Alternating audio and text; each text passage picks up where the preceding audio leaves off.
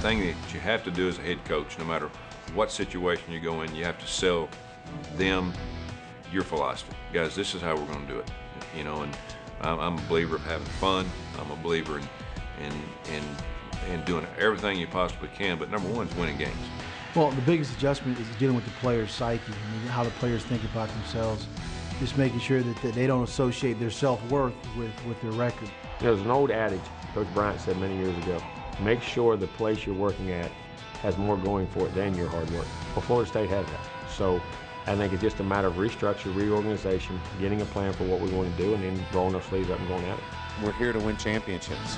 We've talked about working on winning every day. We're here to win, and they know that. Winning, it takes care of just about everything. It can even land you your next gig. For a ride on the coaching carousel, let's check in with Tony Barnhart, Coach Fulmer, and Coach Leach. Tony? All right, thanks, Adams. You know, when I sit here and I look at Brian Kelly, Coach Leach, you know, here's a guy who had great success at Cincinnati. What do you think, what can he do at Notre Dame? Well, first thing is I think Brian Kelly's literally looks like something out of Central Casting to coach at Notre Dame. And then the other thing that I admire most about him is like I did, he started out in small colleges. I think more important than Cincinnati, he starts out at small schools where you really have to pay attention to detail, and you never forget those lessons, and you're grateful for where you're at. And I think that you know, Brian Kelly knows what the equipment guy does exactly. He knows what the video guy does exactly. He knows what the financial aid guy does exactly. And he knows all the elements of a program, all of which will serve Notre Dame really well. I think Mike is exactly right. He has won everywhere he's been. He's a guy that I don't think the scrutiny at Notre Dame will bother him one bit. He's brought in tremendous energy to the practice field. I've read about all the differences in last year to this year and how they go about practice, and I think that lends really well for Notre Dame to have great success. Well, you know, there's no question in my mind that Brian Kelly knows what he's doing offensively. Look at what he did at Cincinnati, used all those different quarterbacks, but I think the issue at Notre Dame is defense, all right? They have not played good defense in a long time, and I don't think you can win at this level unless you're very strong on defense. So they got to go out, they got to go recruiting and absolutely go get some players. Coach Leach, let me ask you this. Jimbo Fisher, you saw the film though, Jimbo Fisher takes over for Bobby Bowden, is serving as the coach in waiting for a couple of years. What about that whole concept? People are questioning that. What do you think about the idea of the coach in waiting?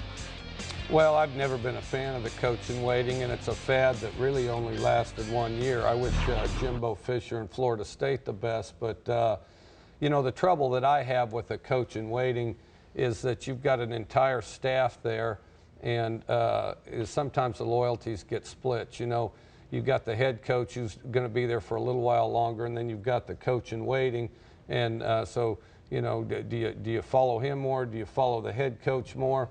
And then ultimately, I think that it puts a bit of a ceiling on your other assistant coaches that work hard and aspire for the opportunity to be a head coach. I think it's just window dressing that adds distraction. All right. Well, Coach, you know, Fulmer, speaking of coaches in trouble, you have had a very, shall we say, interesting seat for the evolution of Lane Kiffin coming to Tennessee, then leaving suddenly last January and going to USC. I don't know that we know all the ramifications yet of Lane Kiffin's time at Tennessee. How do you see it? I don't think we do know yet.